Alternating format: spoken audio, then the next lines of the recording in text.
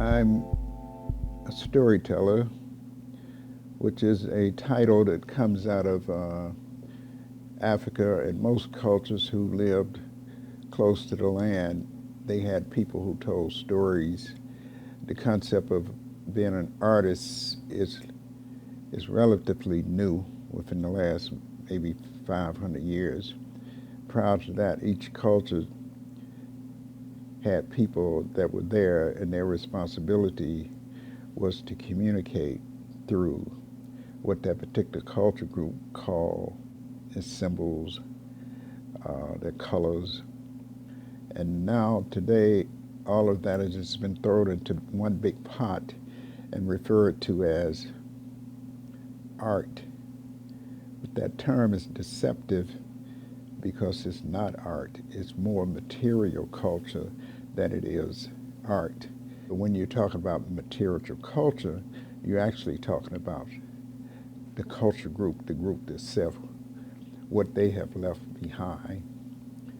And most cultures, that which would be defined as art is destroyed if it does not serve the purpose, because it's made to solicit and engage an ideal or a concept. And if that's not achieved, no one would just keep it around because of the aesthetics of it.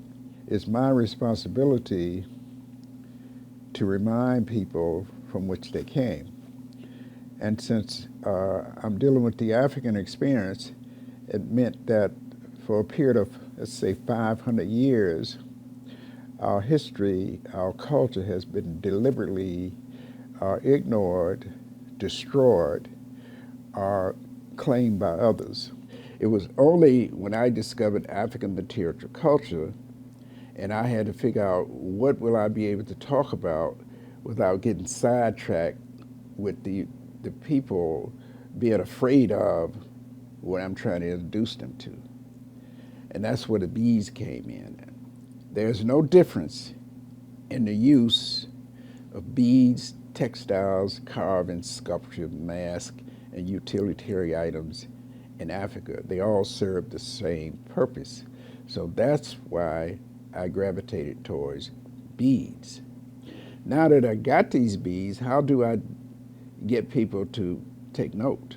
Even the display of the beads, I have to go through an uneducate myself, because we based everything we're doing based on the European model. The European model says that if you got a museum, things have to be presented in a certain way. You got to have captions. You got to have a staff to research the caption.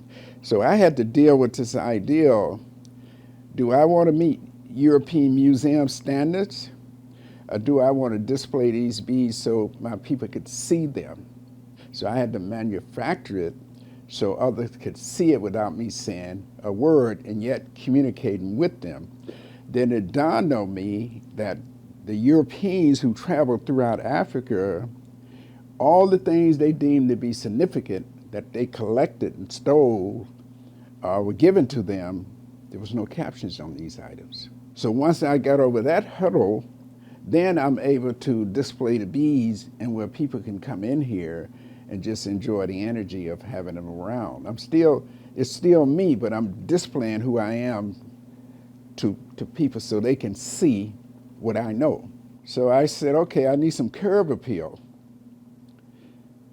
So I got to put stuff on these buildings that would appeal to the palate of African people.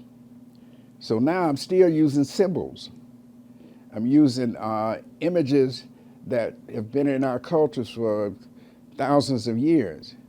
When I began to put these images on the building, I was attracting anyone who saw them.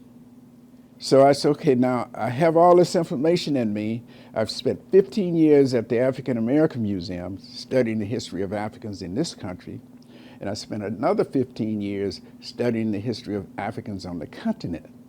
I'm not so much concerned about legacy as I am as impacting, influencing people during my own lifetime. My concern is to make sense out of the nonsense stuff that I am in, and I'm beginning to figure my way out of. And I know that someone else will be able to unwrap some other information. It is a continuation. It took us about 400 years to get here, but each generation moves us even closer back to from which we came, because there's nothing else around here like this. That means that it found a place in the community and it coexists with everything around it.